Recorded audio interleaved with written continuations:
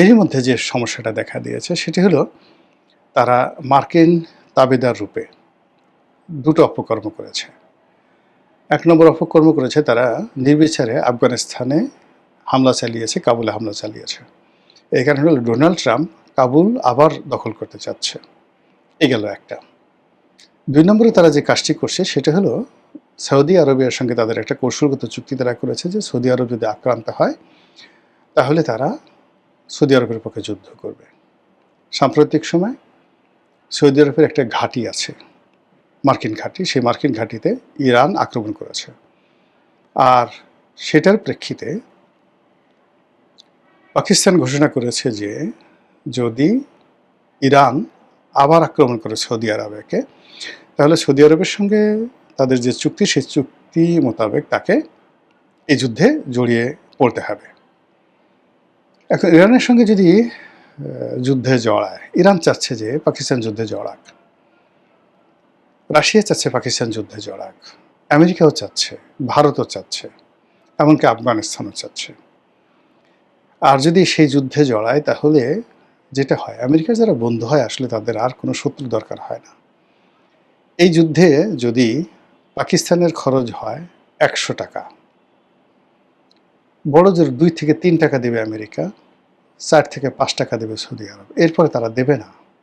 কিন্তু যুদ্ধ যখন শেষ হবে তখন দেখা গেল যে তাদের এই রাষ্ট্রটি ভেঙে খান খান হয়ে গেছে। এমনকি সিন্ধু, পাঞ্জাব এরাও একত্র থাকতে পারবে না। পাঞ্জাব আলাদা হয়ে যাবে, সিন্ধু আলাদা হয়ে যাবে। তো এরকম একটি অবস্থার মধ্যে পুরো দেশের যে রাজনীতি, সেই রাজনীতির কোনো নেতৃত্ব নেই। ইমরান খান জেলখানাতে। যারা দেশপ্রেমিক রাজনীতিবিদ আছেন তাদেরকে ঝেঁটিয়ে বিদায় করা হয়েছে। আমেরিকার দালাল এবং সেনাবাহিনীর দালাল যে সমস্ত লোকজন আত্মমর্যাদা বিসর্জন দিয়ে সেই সেনাপ্রধান অসীম মনিরের জুতা টানতে পারছে, তাদেরকে রাষ্ট্র ক্ষমতায় রাখা হয়েছে। এই দুর্বল নেতৃত্ব দিয়ে, এই নতজানুরের নেতৃত্ব দিয়ে এত বড় পরমাণু শক্তিধর একটি রাষ্ট্রকে নিয়ন্ত্রণ করা যায় না। ইতিমধ্যে যে কোনো একটা ব্যাপারে তাদের আমেরিকার সঙ্গে মতদ্বৈততা তৈরি হয়েছিল।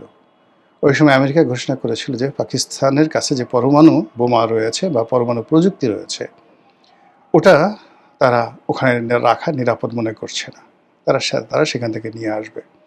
এবং যখন ইরানের সঙ্গে পাকিস্তানের সঙ্গে এরকম একটা যুদ্ধ লেগে যাবে এবং সৌদি আরব যদি এখানে যুক্ত হয়ে যায়, পুরো মুসলিম বিশ্ব তছনছ। এবং সেক্ষেত্রে আমেরিকা যে জিনিসটি চাচ্ছে সেই জিনিসটি বাস্তবায়িত হবে। এবং এতে করে আমরা সারা দুনিয়াতে মুসলমান জাতি হিসেবে যতটা না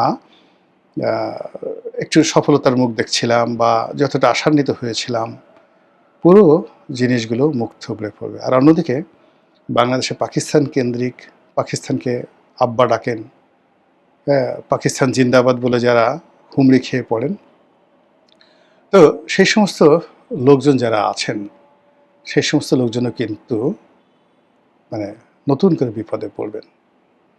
মহান আল্লাহ আমাদের সবাইকে হেদায়েত দান করুন এবং হেফাজত করুন। আসসালামু আলাইকুম ওয়া রাহমাতুল্লাহি ওয়া বারাকাতুহু।